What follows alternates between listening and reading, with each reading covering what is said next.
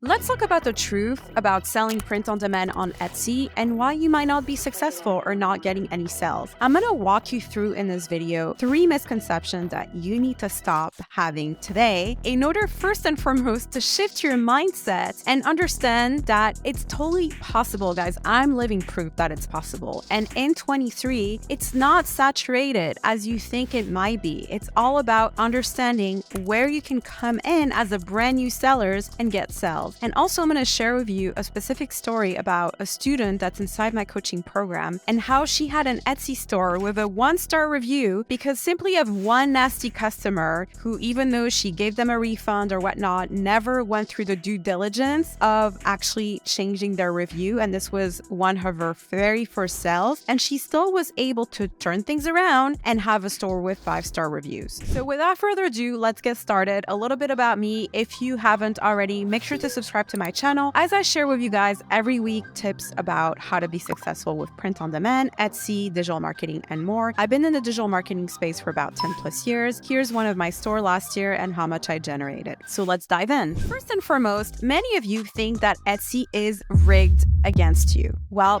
I hate to break it to you, Etsy is in the business to get you sales. That's how they generate their revenue. So every time you get a sale, they're going to charge you a processing fee, and this is how they're able to generate part of their revenue. So they really have no interest in you not being successful. That's not how Etsy works. Unfortunately, a lot of time as well, I hear people saying, well, Etsy is just too saturated and there's just too many sellers. Yes, there are a lot of sellers on Etsy. However, when you consider that only 5% of the sellers are actually successful, and simply because a lot of people are not consistent, they don't understand the Etsy algorithm, they start a store, but they never keep at it and keep uploading new listings. There's a lot of different factors why people aren't successful. So I would say that it has nothing to do with you being a new store. I'll tell you why. People trust Etsy first and foremost. They know that they can go on Etsy and that all the sellers that are curated by Etsy are sellers who are going to ship their item. And that's why Etsy does a really proactive job in banning stars when they first are created, simply because they want to make sure that you are a human and that you are not drop shipping. So that's the first thing. So you could be a brand new store, not have any reviews, and still make sales. As a matter of fact, like I mentioned earlier in this video, I had a student who unfortunately started her store and she had a negative review just from a nasty customer. The product had nothing to do with it. She refunded them, and then the customer never actually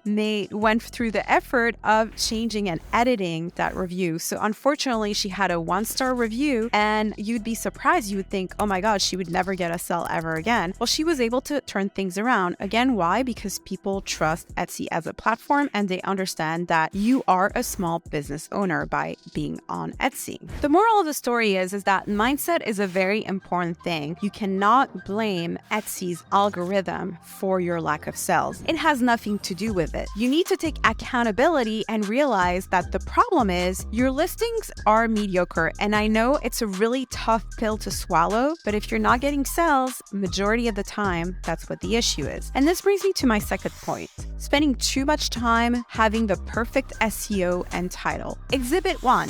I wanted to share this with you. This is a product that is getting sales. Notice anything? Yeah, their title is not that great. And their SEO as well is not that great. Etsy has a sophisticated algorithm, whether you like to believe it or not. So if there's a product that is catching the attention of its customer, well, you're pretty darn sure that Etsy's going to push that listing very proactively to buyers because, again, Etsy wants you to get sales. So if it sees that there's a listing that has potential, it's going to do everything that it can to get people to see that listing and purchase it, because that's how they earn their revenue. They're in the business as a marketplace to get you sales. So instead of you spending hours having the perfect SEO, I want you to spend hours having an irresistible listing. Another example I can give you is you can bring all the traffic in the world from different sources, but if your listing sucks and no one wants to buy it, guess what? It's not going to help you. So instead, put the work into having a listing that has potential in getting sales, looking at data, looking at trends. What are people buying? Where is their demand? What is currently trending? Combining all this information, uploading something that people actually want. This is what, at the end of the day, is going to help you get sales. This brings me to my next point. You upload listings with no data. Now, if you are in the t-shirt niche, yes, you can upload t-shirts. However, a lot of time, the kind of advice that I see online is that you can just upload an idea and the sales will come. Hey, I want to upload yoga t-shirts. Let me upload a cute design and then the sales are going to magically appear. Oh boy, I wish it was this easy. That's not how Etsy works. You need to look actively at what is currently selling within the niche that you're looking at. So for instance, if you're interested in the yoga niche, you can simply go on Etsy, type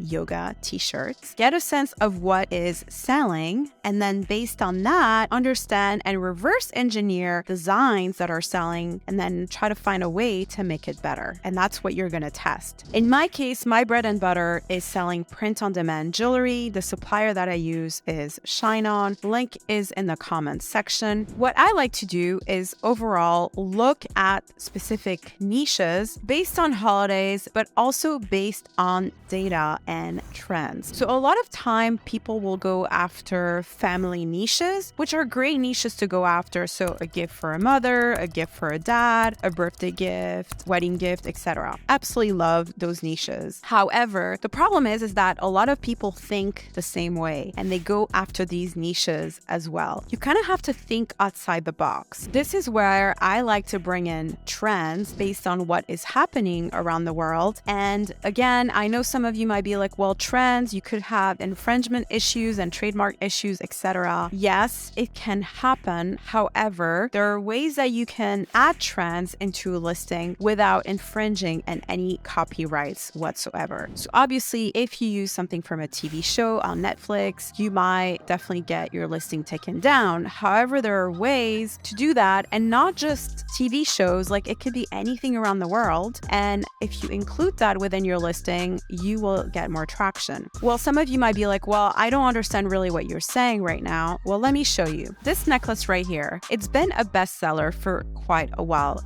You Are Enough. Why is this particular necklace doing so well? Well, simply because it's tapping into the mental awareness niche and it's an encouragement gift. So while many Shine-On sellers might be going after the family niche, this is actually a great niche, the encouragement niche, that a lot of Shine-On sellers might not think about. So this is what I mean when I say think outside the box. You have to get a sense of what people are actively searching for. I like to use trends like erank.com to look at search volume. This gives me data specifically as to what people are actively searching for. And then I like to use a tool like insightfactory.app in order to get a sense of what is currently trending and what people are actively searching for on the platform. You can also look at bestsellers. And another last trick I'm going to give you is you can go on the shop and look at the reviews. This is going to tell you what people are actively buying. So needless to say, if you apply everything I just provided you and think differently about Etsy, think about the fact that you are providing gifts that people actually want, where there's actual demand, you're going to get sales versus what you might have been doing in the past, which is going after niches that are already there, copying listings, hoping that you're going to get sales, or uploading something because you think it's cute or you have an idea for it. Unfortunately, you're not going to get any traction if you go with that method. So thanks for watching. Again, follow for more tips like this and add your questions in the comment section. Bye guys.